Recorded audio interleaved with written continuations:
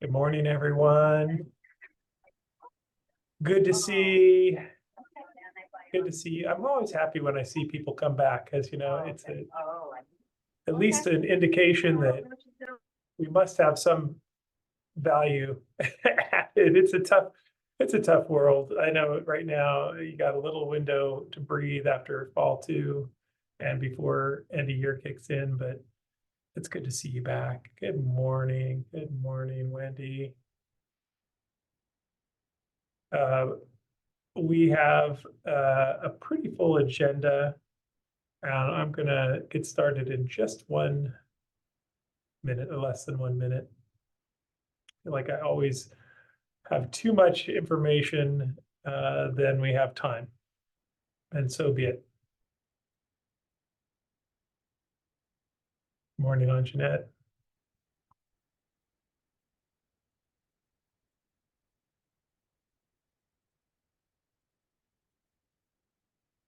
Okay, a few more people trickling in.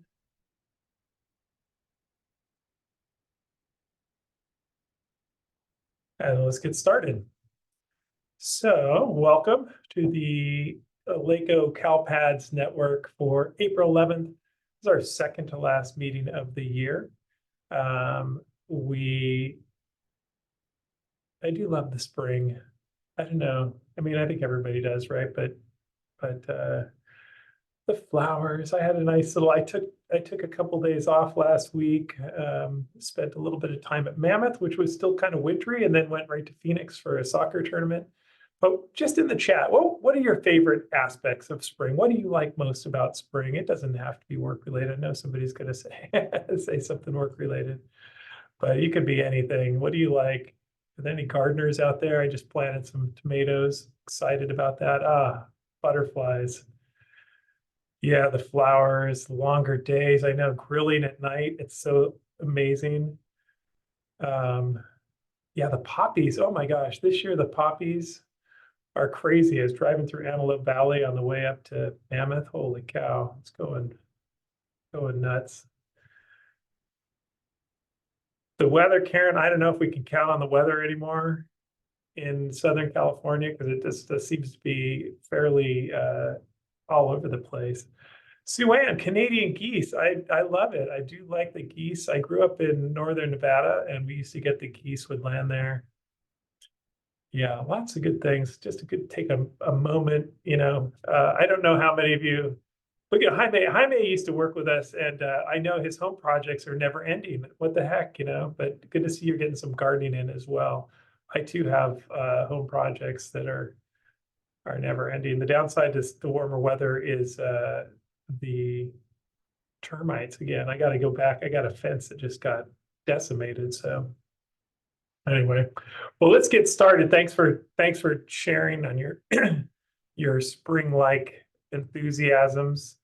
Today we're going to do just our introductions and our upfront stuff, some upcoming meeting announcements, then go through some general updates. It's kind of a little bit of everything. I never quite know how to organize it for a good through line.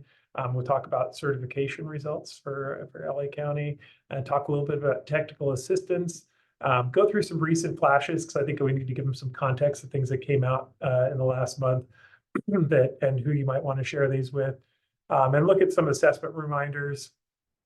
And then I have some end of year resources. We have one more meeting before the true end of year, and I'll probably go and do a deeper dive into some of the end of year resources then. And then we do have some tips from CDE. We may have as a special guest today, Sean Walker. Maybe, hopefully she'll be able to join us. Not sure if she'll be here or not, but she and Brandy both. Oh, Hillary's saying thumbs up. All right, well, good. Then because I put all of Sean's top tips into slides, but she can help deliver them herself. And then we have some breakouts at the very end with a couple of our vendors have joined us. Hey, Sean, good to see you as always. So just some housekeeping, just so we can keep track of who's saying what, where you are. Just if you could add your LEA name to your name. Use the chat to post any questions you may have. Then it gives us a good chronicle of the day. And if we don't have answers, which very likely we might not, we'll give you a follow-up email, as always, to any unanswered questions, and even some of the answered questions if we need to add some more context. And if you really feel obliged, this is a small enough meeting, you can raise your hand to unmute and add some additional details. And as always, we're recording this, and we will add the link to the recording to the agenda after it's uploaded. Our CalPADS Canvas page is chock full of stuff today. I'm just going to take a quick spin over there because honestly, that's sometimes I think one of the best things we can do for you is just put all your resources in one place. Here's our landing page, of course, here, but then if you click on the modules feature, yours is going to look a little bit different. But we've added, the slides are posted, the SIS vendor links are there. We also have, in case you didn't get them in an email, the various CalPADS flashes, the end of year checklist, certification checklist for this year. So that's the updated version. This is amazing. I think this may be the coolest thing ever. The recording of the March regional meeting is now posted, but even better is that you can check out all the links. And we shared some of them in the agenda. You'll see what I'm talking about, but you can look up by topic, and I'm going to definitely defer to some of those deep dives on some of them that you should check out, but it's so much easier to find it that way. So that was really nice of CDE to add that. I've also added the Connecting CalPADS Dashboard Handbook. This is the 2023 version. Expect maybe a 2024 version will be coming out pretty soon, but I don't think a lot of things have changed dramatically. It's a good resource. I think Sean recommends it. And then I also added this, how CalPADS data are used and the consequences from CSIS. It's always good to get a little leverage, as well as our network flyer. As I said, we've got a lot of these things linked in here, but you'll see throughout the agenda today, some of these links back to the regional meeting where you can get a much more nuanced perspective on them. So those may be handy for you. I've also got some of the end of year resources that I'll speak to down at the bottom. And here's the link back to that regional meeting. And some links to registration for upcoming events.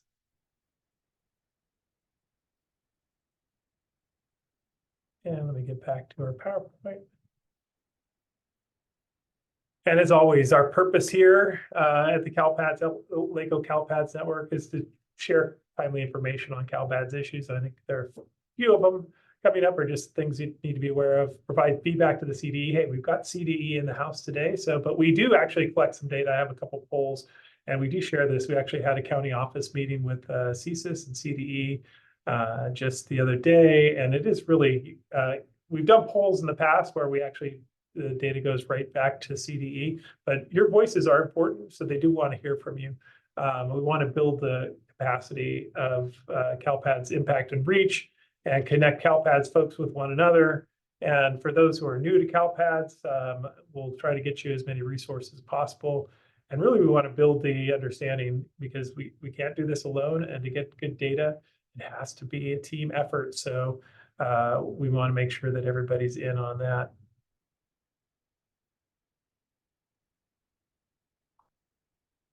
So moving on, as I will say, what we are not is we are not technical support here. I don't pretend to be. I don't even say I'm not an expert, but I have played one on TV because I'm not an expert. I was a one-time LEA CalPADS administrator.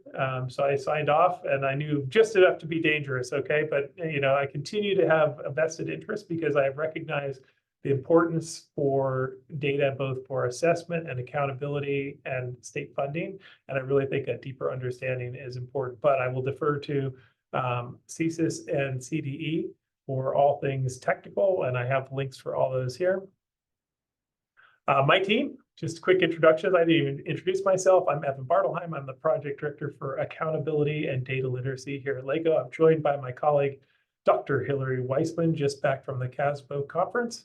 I've also got Karina Nahara, who is just back from maternity leave. We've got a new member to our family. It's so exciting to have her back. You really don't realize how important somebody is until they're gone for 8 weeks. And you're like, oh my gosh. I know she wants to be back home with her baby, but man, we missed her. And Jeremy Vinlund, who's our data processing specialist here and does a lot of our visualizations. If you ever want to meet with us, scan that QR code, or you can book, it's in my email as well. You can always book a Zoom call with us to talk through any things you may be experiencing. So let's go over some upcoming meetings. I just want to make sure these are on everybody's radar. Of course, there's the CSIS CalPADS Q&A every Wednesday. I usually try to drop in and listen to what's going on. Always good questions that come up there. If you don't attend, there's usually about 150 or so people in there. It goes up and down, but gosh, they do a great job, and those are all archived on the YouTube page as well. The CalPADS quarterly meetings, there's only one regional quarterly meeting remaining. It's on May 7th and 8th. There are 5 sessions. We are in the Southern A region, but you're free to join whichever of those sessions meets your schedule best. So make sure you log on and get registered for that final meeting coming up May 7th and 8th. The topic for this upcoming one is actually going to be upcoming changes for the 2024-25. I suspect they'll talk some end of year stuff as well. Some presentations and resources are in their CDE box. I've included that link here. And finally, our LACOE CalPADS network. We have one more meeting on May 21st. We have yet to post the 24-25 dates. We're still trying to work a few things out, including we kind of defer to the CDE's regional meetings, because it's always nice to have some follow-up to their meetings as well, so we can add more context. Want to point these out. The CSIS bridge trainings should be released maybe as soon as next week. And of course, it will be later posted in the CSIS YouTube channel soon afterwards, but you should definitely, if you have a bridge account, be looking for the announcement that those the updated end of year assessments have been uploaded. Note, however, that there are a lot of great end of year resources on the CSIS YouTube channel from prior years. There's, and I've included the links here. There's the end of year reports review, the end of year primer, the 22-23 advanced reporting and certification, and the 22-23 students with disabilities presentation that Brandy did last year. Of course, there have been some changes, but these are all still very valid. And if you want to get a head start, definitely recommend taking a look at some of those. There's also the CalPADS Special Education Data Spring Roadshow is coming our way. So this is coming to LA County. It's both an in-person. Oh, thank you, Shelley. See, I'm not a bridge member, so I didn't have access to that email. But good, thank you for sharing that. So the bridge sessions are up. So the Special Education Roadshow is going to be coming our way. This is primarily directed towards SELPA district and school level special education data coordinators. It's going to be a hybrid, so there may be some space available. It's CalPADS technicians and coordinators are available. It's space available, so you probably put on a waiting list and there's still space that you can join. But we do have a in-person. It's going to be at our facility in Santa Fe Springs, not here in Downey, but in Santa Fe Springs. And there's also some virtual seats available. And then if you haven't seen, there's going to be a statewide virtual session on May 14th from 1 to 3:30. So I've included the links for both of those. These are just the topics for the SPED Data Spring Roadshow. Of course, a lot of end of year information is coming up. That disciplinary incident data, which I know Brandy covered a lot of the discipline data in the recent regional meeting. So this is going to be a deeper dive, and it's really, like I said, it's targeted towards special education data professionals. So they'll be hearing a lot of the same things that you probably have heard at the regional meetings.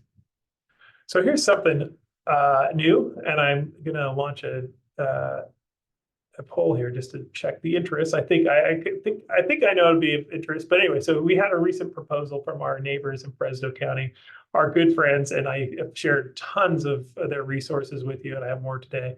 But Rebecca Aguilar, who's is just great. You know, she gets it because she does state and federal programs, and she certifies CalPADS data for Fresno County for their schools. So she's deep in the weeds on this, but she also makes it really accessible for non-CalPADS people. So what she reached out and proposed would be that she would come down 3 times next year and do these workshops that she's already started in Fresno County. And she designs them really for teams of administrators. This is CalPADS for the non-CalPADians, right? So it's trying to lower the threshold of stress And we know so often when you say, oh, it's a CALPADS meeting, they send a CALPADS person, but that's never going to get the kind of leverage we need to really make deep changes to the data culture if we don't have a broader understanding among all people who need to be part of the CALPADS process. So what she's proposing, come down in conjunction with Fall 1, Fall 2, and end-of-year submission cycles. It's going to be hands-on in person. So that's one stipulation, but I would look at it also for our purposes to have a little CALPADS network like in person, because since we've gone online, we know a lot of new people have joined, and we haven't really had the opportunity to do any kind of in-person networking, which a lot of that informal networking that takes place at the used to take place at the meetings is missing. So hopefully we can get some folks to join us. And really, it's intended to deepen the understanding for your non-CALPADS staff of CALPADS, right? So it takes a full team to support this message, right? And so we're working out the details, but let me just launch a poll though, because I want to make sure we have this right. So let me see. Okay. So how likely would administrators from your LEA be to attend a CALPADS capacity building workshop? I'd love to hear your thoughts. And I struggle to give it a name, because I think that Rebecca actually took the name CALPADS out of it. So yeah, Chris, who I would think. So Fall 1, I would want to see probably my state and federal program people there, and maybe my fiscal staff, because there's so much that goes into Fall 1 that is critical for funding and all your titles as well. Certainly in Fall 2, I'd be looking to bring in some curriculum and instruction people, also my HR people, right? So we want to get our course information correct. So there's a lot of stuff that would be going on during that period. And throughout, I kind of feel like accountability folks, because it all kind of circles back to the dashboard and all data reporting. So I always think that's a good one. And then finally, the end of year is definitely it's helpful to have your all the folks who would weigh in on the end of year reporting. Could be your EL coordinators. I think EL might be helpful in Fall 1 as well. Your accountability folks.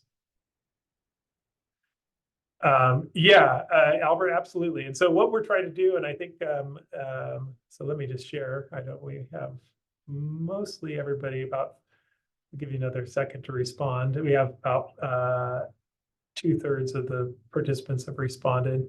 But yeah, we're trying to build a message, and this is not just LACOE, but rather statewide. So CDE and CSIS, to build the understanding that there have to be more than just the CALPADS people looking at this data and entering it and ensuring that it's accurate. We're going to talk a little bit more about that stuff coming up.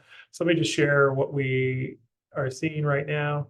Yeah, I understand there's probably going to be a majority, let's say. I think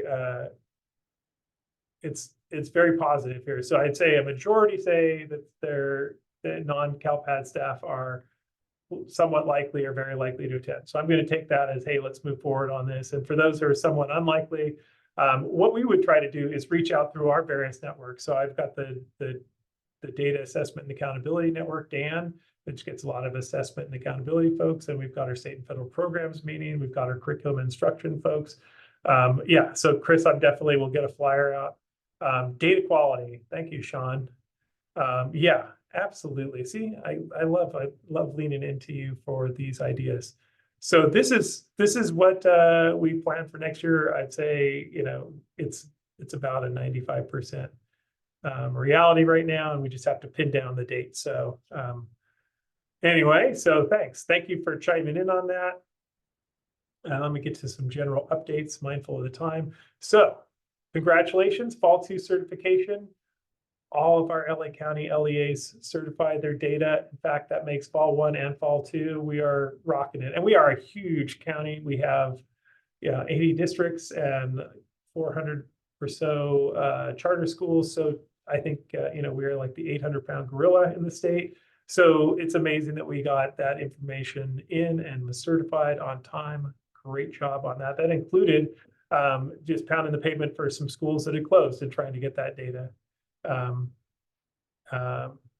Yeah, Rebecca. Well, so it's good. Rebecca's comment about the data quality is going to lead into a nice segue from here. Okay, so just a reminder, SB 114 last year, we moved up the CalPAD submission deadlines because it was going to affect the CalPAD submission deadlines because we were going to be reviewing or publishing the California dashboard earlier and earlier. So this year, 2023, the 24 dashboard for 2023-24 will be posted. Actually, they expect it before Thanksgiving. Okay, so that's been spoken publicly. So I don't think I'm teasing anyone. So the December 1st is the must-have deadline, but we're expecting to see it the week before Thanksgiving, the Friday before Thanksgiving, with a preview time.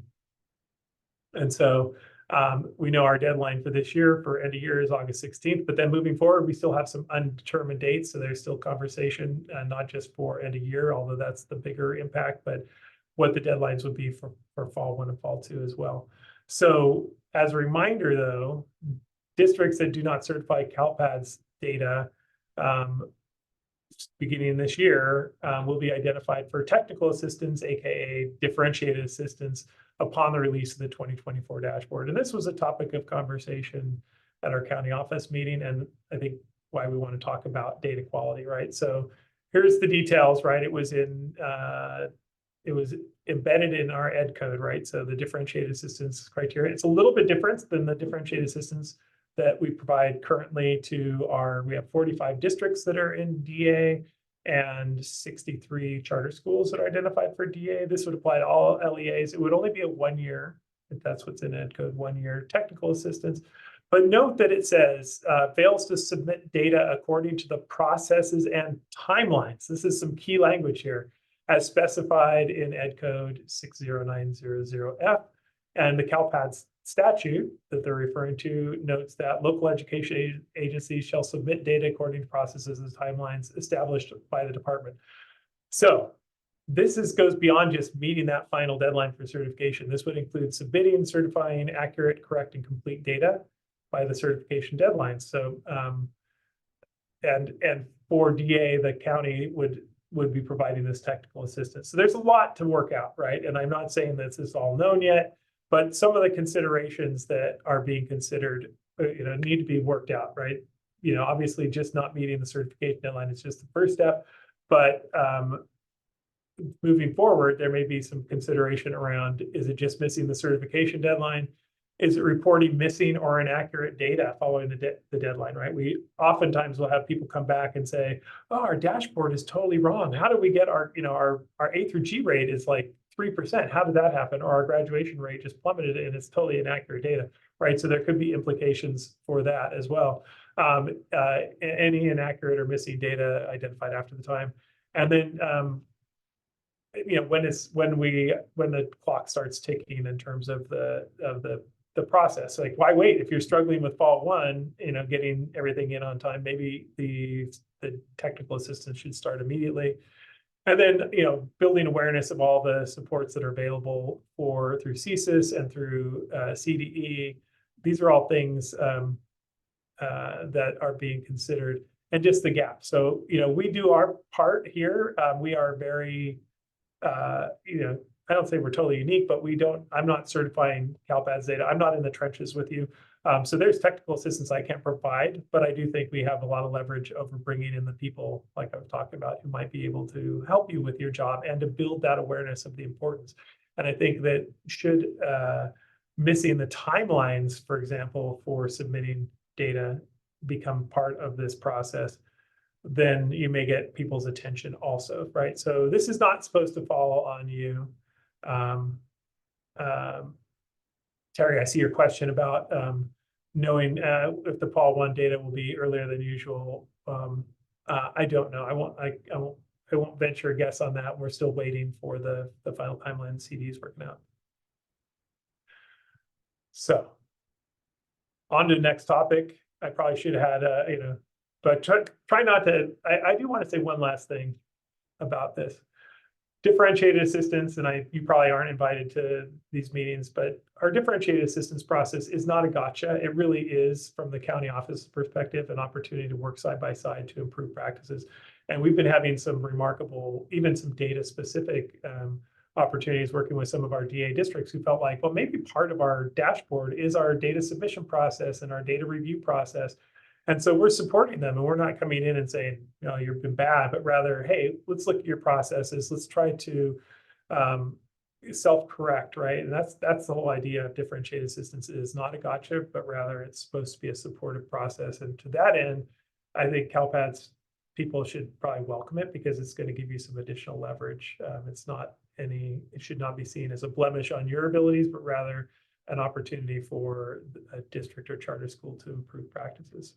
Okay, off my soapbox. So student level data releases, I just wanted to put this on your radar. So there are some student level data releases that are forthcoming through the SOAR system. And I couldn't find a cute little eagle icon or anything, but it's a great acronym, but it's the Student Online Accountability Record Status System that the CDE's accountability folks manage. And so they in the past, this happened last year and the prior year as well, they released some student level data files. One is the college career measures, the college career indicator student level files. So you can look at last year's cohort and see exactly what they're identified for. Because a lot of things get kind of lost on the dashboard. So if you had a student who finished a CTE pathway, but also A through G, they would only show up as an A through G completer or prepared by A through G, even though they also had done CTE. Well, this file will show you all that. You will be notified of these. Additionally, there's this important file, this long-term English learners and at risk of long-term English learner status, the LTEL and AR LTEL file that is required by Ed Code 313.1 for the CDE to produce and to share. And I have a lot of questions that are coming from the accountability and assessment side of the house about when this is being released. So just know these are coming, and as soon as they hit, make sure you let your folks know who are in your maybe EL and accountability world, because they don't necessarily hear about it. I think that the accountability folks are going to also share this with the dashboard listserv, but if not everybody's on that dashboard listserv, but I'm confident that the CALPADS folks will hear about it. So if you hear about it, don't ignore it. Make sure it gets to some people who may need this data. Another summer graduate update that came out recently in a March letter to superintendents. The CDE announced that the previously announced, remember back in our last meeting in January, we said that they put an extension on this graduate cutoff date, for summer grads. After getting a lot of information or feedback from the field, the CDE has announced, and they announced in the letter that was sent to superintendents, that the cutoff date for graduates in the four-year adjusted cohort rate will not be changed. So we're still going to collect summer graduates through August 15th, and they'll show up in the prior cohort year, right? So this will be it'll impact your data quest and dashboard reporting. So nothing is changing basically. However, so that's good news, right? Because a lot of people were worried about what that might do to their graduation rate. But as we've noted, like August 16th is the deadline for end of year certification, right?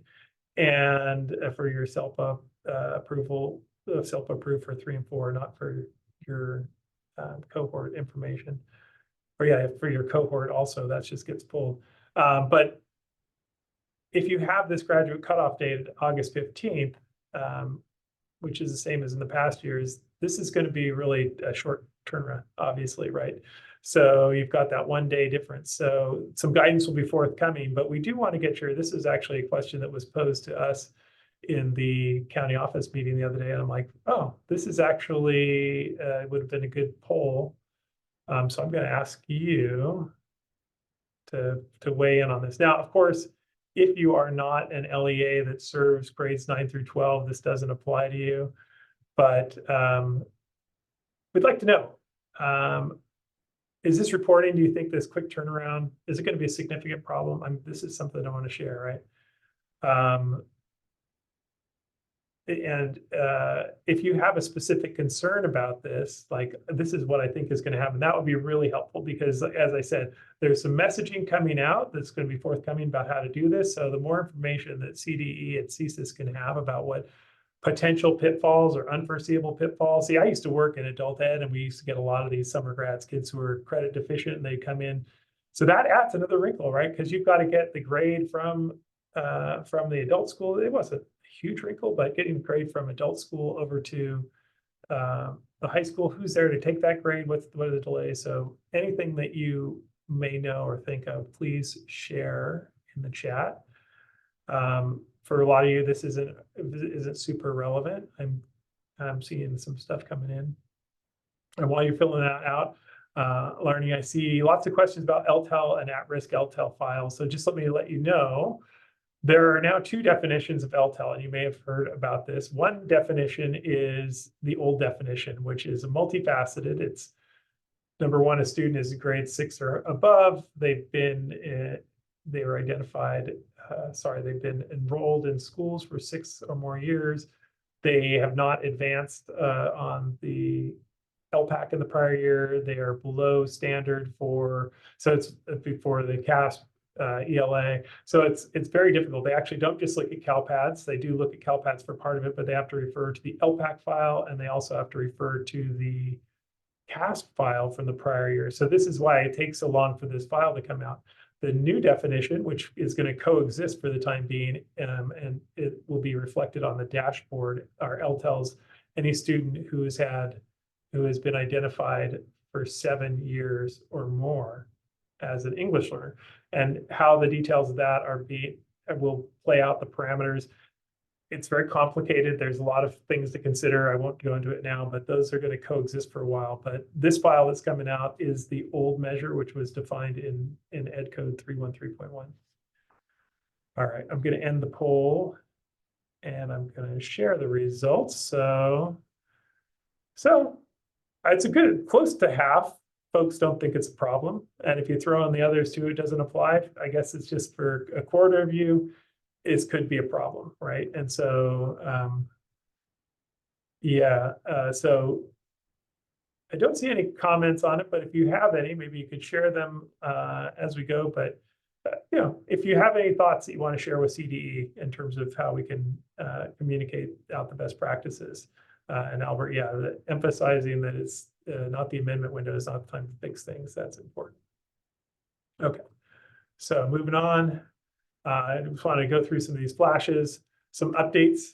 Flash 265, which came out recently, work-based learning changes, and this was covered also in the, Jan, more year-round employees. Yeah, absolutely. So Flash 265, work-based learning, big change, the addition of a new code for internships. If the employer did not provide a performance evaluation code set, that goes into effect this year. So there are 4 previously for the performance evaluation codes. Now there are 5. Also, the work-based learning type non-registered pre-apprenticeship is being retired next year. This is the last year it could be reported. There, frankly, were not a lot of these reported, or sometimes they were reported in error anyway. But I think that CDE is removing it. So we will still have registered pre-apprenticeships. Those have to be approved. They have to be affiliated with an apprenticeship like IBEW, but those are still moving forward. Also, there's a new course code requirement for internships. So internships will need to have that field 2112 with a state course code included. This has to be a CTE course code or the work experience education course code. So this year there will be a data discrepancy if that's not filled in, and moving forward in 24-25, this actually will be a fatal error. So this is similar to what we already have for student-led enterprise and the simulated work-based learning, which have a course code requirement. But just note, this is definitely something you want to share with your accountability folks, because it'll affect the dashboard. And by the way, internships are not included yet in the College Career Indicator, but the CDE is looking at them for possible inclusion. And I think this will be a huge one for, I used to work in CTE, and I ran courses during the summer. I had, it was essentially as an office occupations, but it was essentially an internship. So these are the kinds of programs that a lot of districts continue to run. where students are being placed with professionals in a field related to the CTE pathway they're in. And so I think this could be huge for these students, but if people aren't submitting these, the CDE and the state board have nothing to weigh in on. So they're still collecting data for this year, but make sure if you have stuff, to submit this, because they are looking at this. They're looking at the simulated work-based learning. They're looking at the student-led enterprise. These are all being evaluated for inclusion and how that would be included on the college career indicator. But if there's nothing to report or nothing to review, then it's going to be hard to justify adding it. But I do think there are quite a few folks who have something like this. Reclassification reminder, this was a big one. So Flash 267, I just want to hone in on the date, right? So we've said this in our previous, I think our previous meeting, we mentioned that you can still reclassify students during the testing window based on their 22-23 summative LPAC results. And I will tell you, we just got an email last night.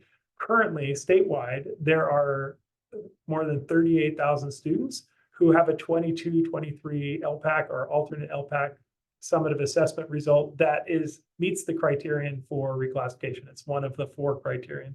So potentially there are students who could be reclassified still. They may be just waiting for parent approval, or they need to have another 4th criteria, which is a test of basic English, so it's like CAS results. So anyway, so for those students, this is information that was sent out to account or assessment folks, just so you know it's out there. So students who maybe still be reclassified based on 22-23 results should not be tested or should be pushed off. Like they should be scheduled the end of the window. However, if they do meet the criteria for reclassification, that change should take place in CALPADS by May 15th. We used to say, oh, you can get it up to May 31st now. If you don't get it in by May 15th, there's a stronger likelihood that they'll be caught up as having not tested for the dashboard for the participation rate. And if you don't test, they can't use the 22-23 results after this year. So let's try to focus on that May 15th date. I've completely made sure that all our assessment folks know this, but just so you know it too. State Seal of Civic Engagement, I actually thought when this first came out, like, oh, hey, look, it's going to be in a separate system, not CALPADS. That's good news for CALPADS people. But then in the fine print, it actually says, no, maybe your CALPADS person, it's being administered by CALPADS. So let's face it, in all likelihood, for those of you who have grades 9 through 12, it's going to fall on your shoulders. Maybe not.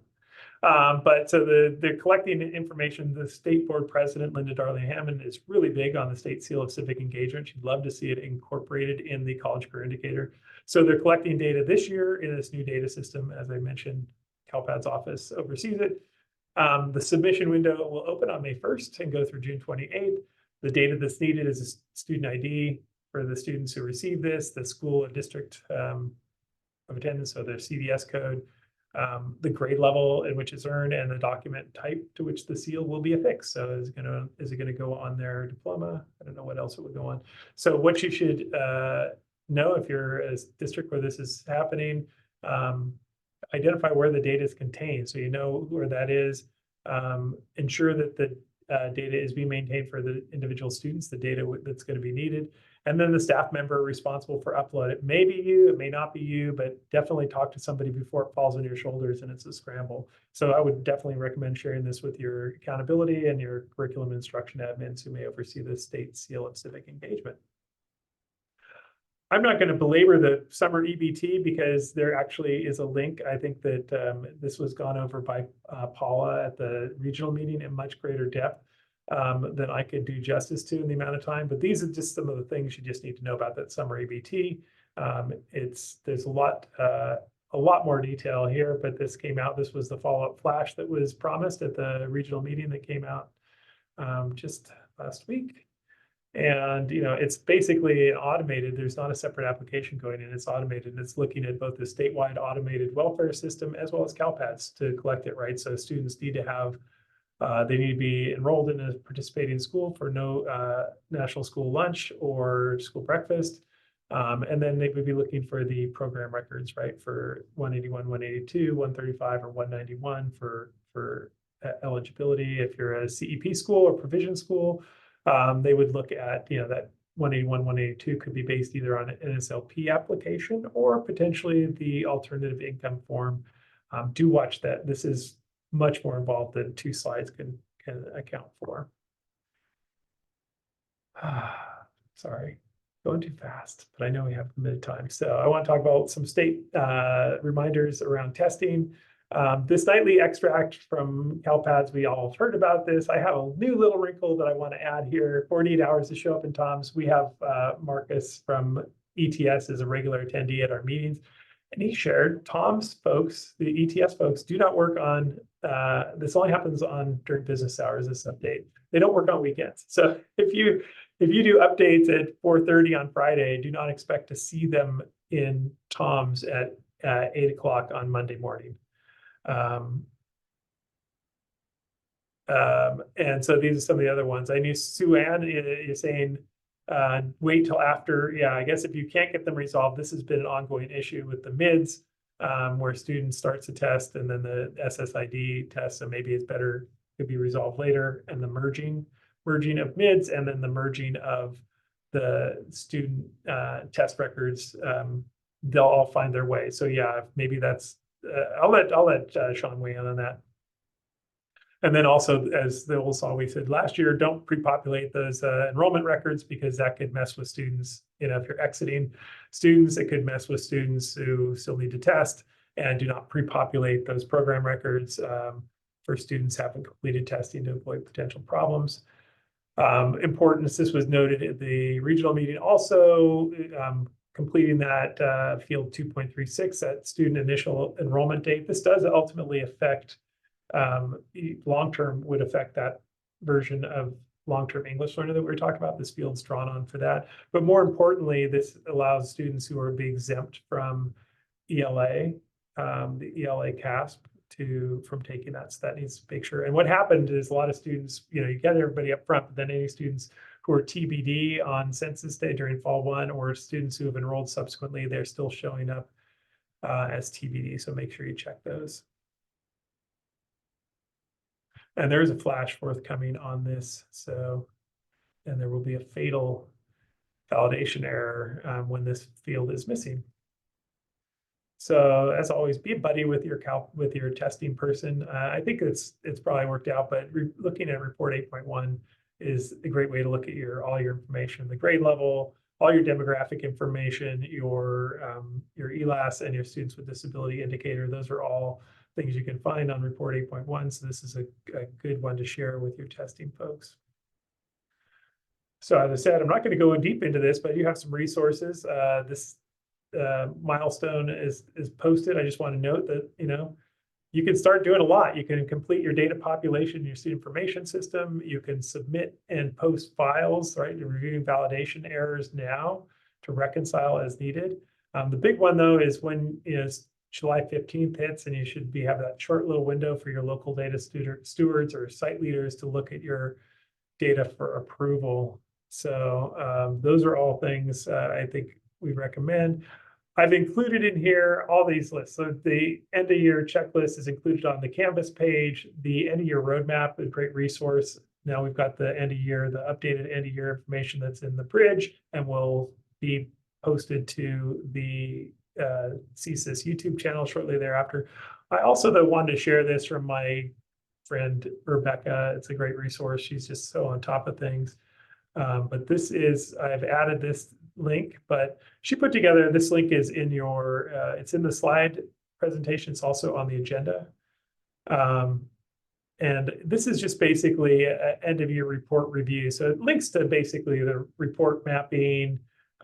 She has some older recordings, but a lot of these things are still really relevant. So this is kind of what she would do for us, right, for the end of year. And she goes through and kind of makes it clear, here's what you should look at. Here's the kind of inconsistencies that you might run across. So those are all really important things. I think you might want to take a look at that. And let's see, go back here. So CDE wanted to emphasize 2 things, right? And Sean will probably say this too. Clear all your fatal errors by July 12th. That's that number 1. Get that done, right? And then also make sure you're looking at these 2 updated reports. I'm going to pull some of the slides, but 14.1, the student absenteeism. And 1.22, the graduates and completers have been updated. And I don't know, must have been sleeping or like, it happens, you're online and you got distracted by something. I was sleeping on these two. These are fantastic changes, and there's more forthcoming, but I just wanted to point them out. So this 14.1, the student absenteeism, what was happening is you'd see, 0%, and you'd say, oh, look, that's great. But, in reality, that was not accurate reporting. So this report has been modified now. So you've got now a students absent 0%, and then students absent between greater than 0%, but less than 5%, right? So that students who are absent 0%, that count, right? If you see any grades or schools where you're seeing, none of our students were absent, then that's a red flag, right? So this is an addition. This is a perfect example of voices from the field say, hey, what would be really handy would, be if we could see in these reports to see if there are any of these schools that really stand out as having maybe messed up with the reporting. So this is an addition. And then they're also adding a foster youth filter for this. This one for grades 9 through 12 LEAs, this graduates and completers, this is awesome. And you'll see more similar things. But one of the things they've added is the total graduates from the prior academic year. So if I'm handing this off to my counselors, for instance, I would say, hey, look at the difference between this year and last year, right? Is there a big discrepancy? And, we were working with the district, and there was a big drop in their graduation rate from prior year to this most recent year on the dashboard. And this definitely was something that was in the CALPADS data, right? Students were exited inaccurately. It may not have ultimately impacted their grad rate. These were probably students who were exiting without a standard diploma, but they were, this is something that could have been caught or should have been caught, and they would have felt confident about it before it got all the way to the dashboard. So this comparison is going to be really helpful. And then this alternate pathway diploma. So those LEAs that are offering the alternate pathway diploma, we'll now see those separated out. I also just wanted to add all these new features. I love these, the cohort reports, 15.1, 15.2. So they're adding for the counts and rates, the UC-CSU, sealed by literacy, Golden State Merit Diploma, and then those local exemptions. So students who are graduating with the state graduation requirements rather than the local requirements. So that's really helpful to know those are available. And then 15.2 is adding some new filters and or columns, right? So including the District of Special Ed accountability, which will be helpful for those folks who look at this. Accountability folks, I should share this with your accountability folks. This will make the review so much nicer. And now some tips. Sean is here. I'm going to let her run through her tips. But first, Jan, they are changing that CHESP, which has been replaced by the California Proficiency CPP. The code is changing, and I believe that the column will change to reflect that CHESP is no longer the. Sean, you want to weigh in on that? Yeah, Evan, the code is not, thanks, Jan. The code is not changing, and that was in the regionals. We are just adding to the already existing CHESP code for the CPP because Jan, they're going to overlap for a few years just because if the student has already taken the CHESP but didn't elect to utilize it, come that 12th grade year, say they took it in 9th grade and passed, come that 12th grade year, it could still be used, but then it could also, if they took the CPP, then it could be used. So the code is going to stay the same. I don't recall the code off the top of my head. I'm sorry. And I don't have it's that 330 for CHESP and 300 for the CPP. But yeah, that's right, because they'll overlap because they're still both valid for now. Yes, exactly. Since they're still both valid, we just added, we're updating the definition to the code. And I thought we did that already, but I will go back to the team, Jan, and check. Jan, you're in the next call with me, so I'll check then. So before we get to Sean's tips, I reached out to Brandy too. So these are Brandy's top tips, right? This is primarily directed to your special education data specialist, but her tips. Resolve your data discrepancies now through the data discrepancy screens before the submission window is even open, right? So that's number one. Then performing regular data validation audits within your SEDS, your prior data submission. So getting that set as clean as possible. Submitting to CALPADS regularly and coordinating with the CALPADS administrators, right? So special ed data should be submitted after each enrollment, after each submission of enrollment data to capture any of those all those plan codes. And then finally, this reviewing report 16.21. So these late plan reviews and reevaluations and looking for students with different CELPA and reporting LA. This is an indication that students are new and the LEA has not yet adopted the students plan. So these are her hot takes, and I would definitely defer to Brandy on these. But now we've got in person. Sean, come back, Sean. I put your tips. I said, if you can't make it, send me your top tips. So I put them up and I will drive the slideshow, but you just want to just go through. Sure. Thank you, Evan. And thank you, everyone. As you all know, this is home for me. So I feel like this is like my welcome back home. And it's always wonderful to see you all. I love these smaller meetings because it gives you the chance to be able to ask questions that you need, but also build your local supports and capacity because these are your colleagues. And most of you I know personally, or I know of your LEA in some form or fashion. So thank you. So my top tips, I've been asked only for a few, and I felt like mine got a little long-winded.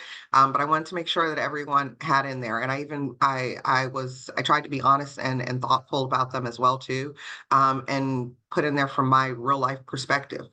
So the first one is sign up for your regional meetings, but also sign up for your local network meetings. This here taught me a lot. These meetings here, it also allowed me to connect with my Dan counterparts. So Evan and Stephanie, I attended, their Wednesday meetings and did a lot of capacity building there as well. And then just being able to bring information back to my teammates doing so. Also, signing up for the CSIS trainings. As announced, the CSIS trainings, that announcement only went out to the LEA admins. But if you're holding that bridge role, just make sure that they're forwarding that information to you or just checking your bridge account so you can go in and sign up for those dates. We are going to be adding, I know at least one additional date. And so I was on a call this morning about that. And so we will get that updated information out as well again too. Knowing your key testing dates. A lot of people wear dual hats here. I see people on the call, and I know that, you might not just be CARs, you might not just be CALPADS, you're also, the testing coordinators, but knowing when that testing dates are closing out, so that way you can have that ETA of when you're getting back those RFEP students. Evan went over that in the previous slide as well too, so that way you can make sure that all of these items are aligning for you and you're not in a rush to just get it done. So that's part of that project planning though and scoping out those timelines. Thank you. Knowing your SIS rollover dates. One year I actually did this a little bit too early in Aries, okay? And I had to go back in. Fortunately, it wasn't that many students, but it was enough to where I didn't want to do it again. And I had to go back and double enter or do a batch upload, for those students and making sure that those check-in timeline dates, they automatically populate. And so I wanted to make sure that those were correct for the students. So therefore, our EL coordinators at the school sites knew when to be able to gauge those transition for those students and that tracking and information for families. So teachers could speak to it as well too in their parent-teacher conferences. So it's the little items to make sure we got our I's dotted and our T's crossed. Knowing when your counselors leave. Okay, Evan and I, we worked at one of the local LEAs, not at the same time, but we did work at the same one. And I came in and I had no idea that counselors left literally the last day of school. And I was trying to get information and I was getting back automatic replies. Okay, I found out they had a dean of students and I was like, oh, okay, well, I can go to you, but then you're on vacation. Oh, what, in 2 days? Oh, let me work, overnight basically in order to get this done so you can get it back to me. But I learned I lost sleep that day and I didn't want to do it again. So just making those connections, and again, that project planning and management, so you're not losing sleep, and it makes this a lot easier and just flowing for you. Knowing, are they going to have those summer graduate dates? Are they going to have those? Do you know who your dual enrollment students are? Do you know who your students are that are taking college courses? Sometimes, they're waiting for those transcripts to come back from your local colleges that you have that MOU agreement with. And if they haven't put into that MOU agreement that they need, these college transcripts back by such and such date, then it's a lag for you. And so you're delayed and your work is delayed, not because you want it to be, but because we haven't put in place the policies and practices that need to be. Also, for your master scheduling, I know a lot of schools, you typically start master scheduling either right before or right after spring break. And so making sure that information is correct, and any new courses, have they been vetted by you as the CalPADS LEA admin, but then also have you, sat down with your credential analyst and gone through to make sure that this meets the qualifications for these teachers. So, yes, you're great for end of year, but you're also great for fall two, and you're not scrambling during fall one for that information. It also gives them a gear of who they're hiring for. And then finally, connecting CalPADS to the dashboard. Data is across multiple fields within LEAs. Not only is it just CalPADS, you have your attendance data, you have your testing data. So I know sometimes when people think of the word data, they think of that, they get a narrow view, and then they do just automatically want to say, oh, that's a CalPADS or that's an SIS. But if you bring it to them in the perspective of, hey, we need your data for these students and for this reasoning, and attach that reasoning again. So attach that attendance, attach that testing.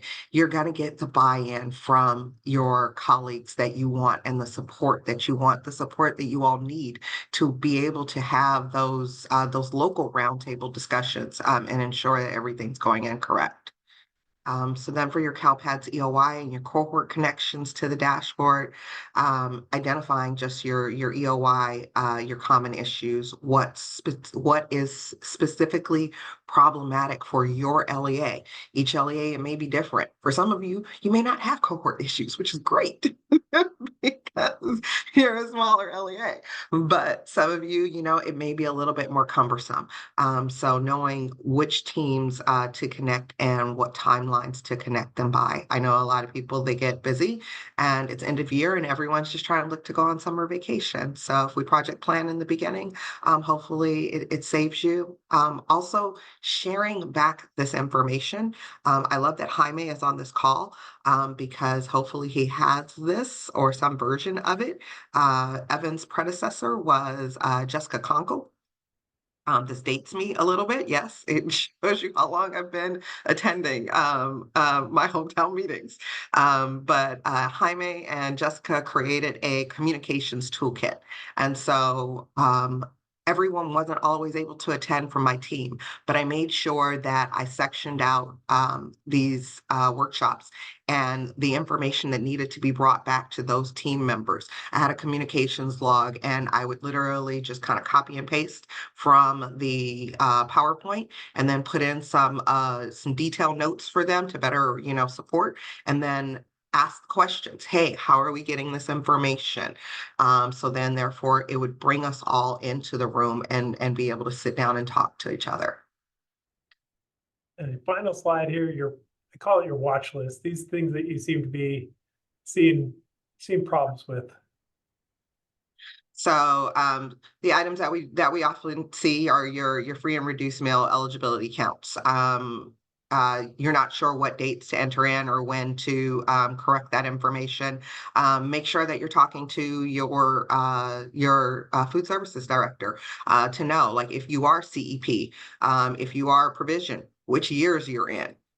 What information does need to be updated, on your end, but then also do you have any system integration issues between your meal server system or POS system into your SIS system?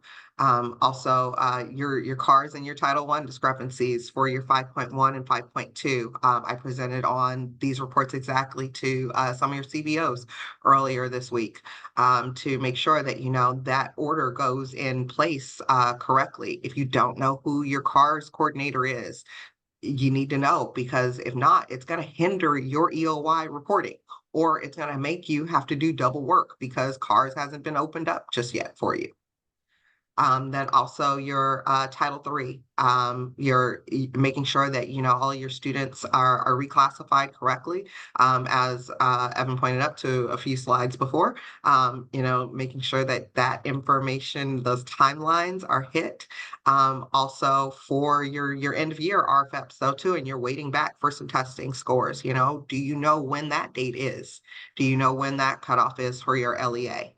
And then finally, we mentioned it in the regionals as well too, in a few slides for your restraint and seclusion. Remember, restraint and seclusion is for all students, not just special education students. So has that information gotten to your school sites so they know where to log that information, not only just on a piece of paper, but also within your SIS system, so you're able to pick it up accurately and put it into CALPADS. Thank you, Sean. I just want to note that some of the, and it relates to some of the comments too. Sean just, a lot of these hot button issues, Sean just presented at the CASBO conference, and my colleague was there, you know, and these are all things that she was presenting to business officials, right?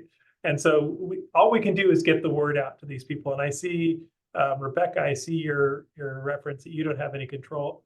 This is a problem everywhere, and this is something that we've been trying to work on. I think that's why it's been over a year, but you know, Brandy came out with a couple folks from the teacher assignment unit. I can't remember what they're called now, but from CDE, to try to build that capacity of your team, because it shouldn't be like, oh, landing on the CalPADS person desk when you have new assignments or new courses being entered.